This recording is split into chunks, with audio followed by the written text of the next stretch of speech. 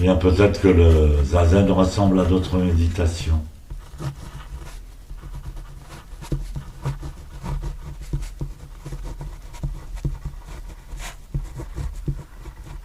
Mais quelle est la spécificité du zazen par rapport aux autres méditations assises?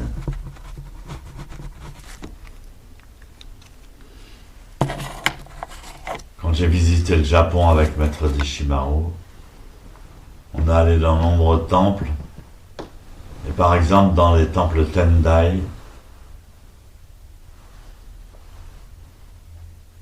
où ils pratiquent aussi le zazen. Mais ils pratiquent le zazen en regardant un mandala.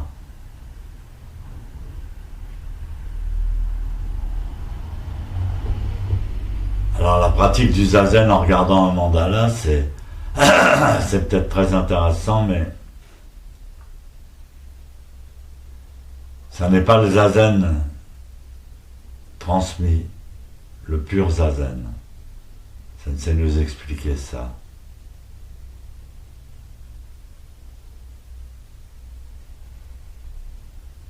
Il y a beaucoup de méditations où on ferme les yeux et on s'imagine dans un endroit idéal, près d'un lac.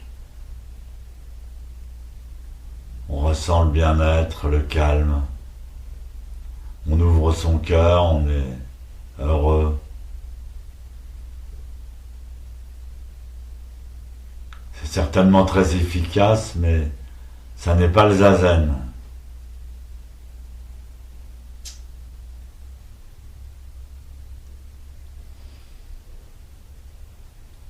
Qu'est-ce que vous faites pendant zazen?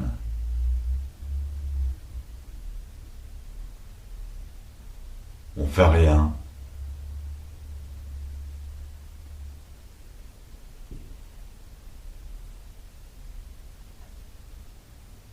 Donc c'est une méditation nihiliste.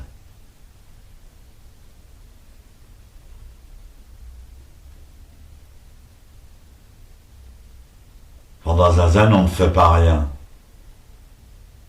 puisqu'on intègre,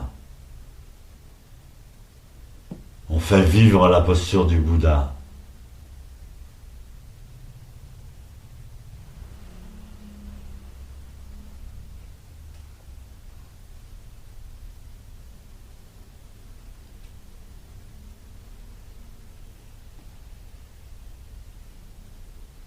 Quand la posture du Bouddha vit, on n'a besoin de rien faire.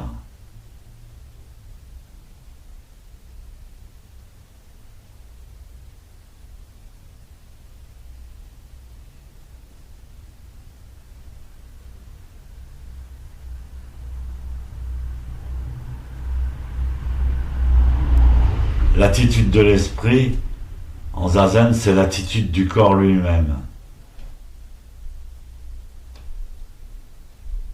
Par exemple, la manière dont on regarde pendant zazen,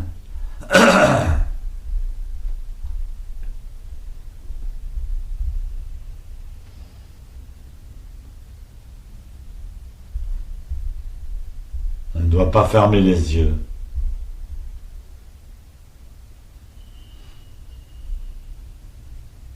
Mais on ne doit pas regarder.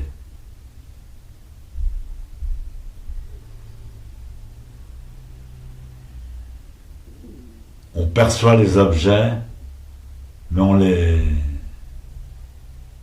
les identifie pas.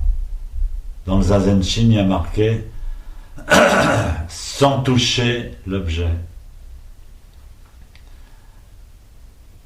Voir sans toucher l'objet. C'est-à-dire qu'on voit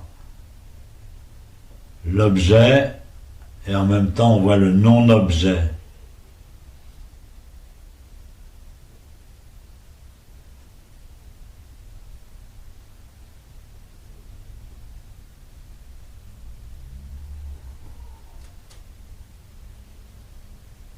Ça s'est répandu dans la culture chinoise et japonaise.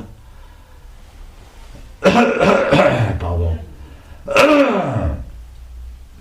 Je viens de me réveiller alors. C'est pas que j'ai du mal à ne pas toucher l'objet, mais j'ai du mal à pas dormir.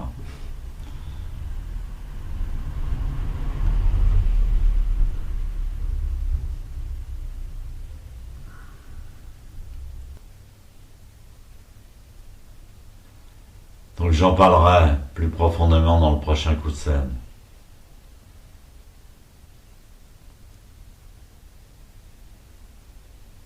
Donc c'est nous qui donnons vie à la réalité.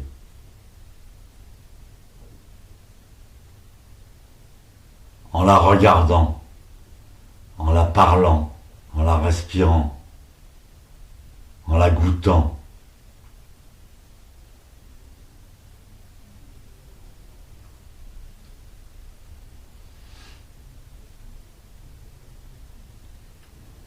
Et l'attitude de l'esprit pendant Zazen par rapport à tout cela, c'est ni toucher ni pas toucher, ni voir ni non voir. Voir l'aspect fondamental de tous les phénomènes,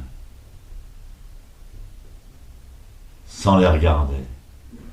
Donc la position des yeux et la posture du regard pendant Zazen a toujours été un point extrêmement important. Et je me souviens, on commençait le camp d'été à Val d'Isère. Le maître Deshimaru avait un rendez-vous très important. Il n'avait pas pu être là au premier Zazen. Donc premier Zazen, on m'avait demandé de le diriger. Il y avait 200 personnes, on était serrés comme des sardines dans un hôtel de Val d'Isère.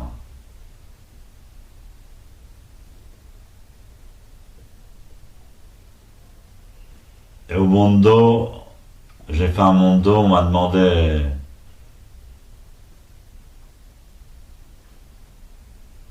des tas de détails sur le regard, les yeux. Et il y a quelqu'un qui m'a dit, j'ai un problème, c'est que quand je garde les yeux ouverts, j'ai des larmes qui coulent, je pleure. Je lui avais dit oui, c'est le karma inconscient qui s'exprime. C'est vos peines inconscientes qui s'expriment. Évidemment, j'avais entendu dire ça par Sensei une fois. Ça m'avait plu.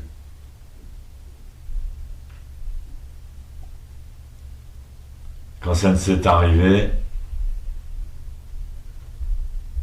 Philippe Coupé lui a raconté le Mondo.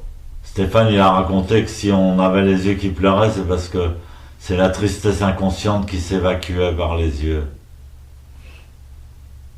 Ça a toujours été un point, surtout pour les débutants, de savoir comment est-ce qu'on doit fixer le mur, est-ce qu'on doit regarder un point spécial.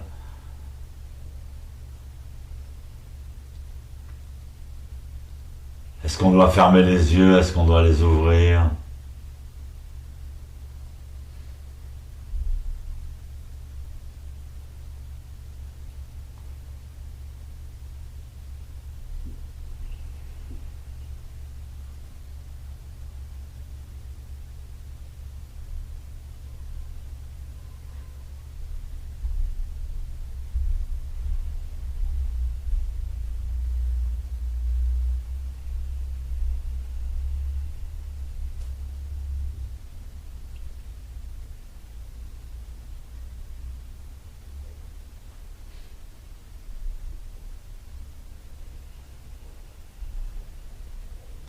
Est-ce qu'on doit loucher? Est-ce qu'on doit avoir trouble?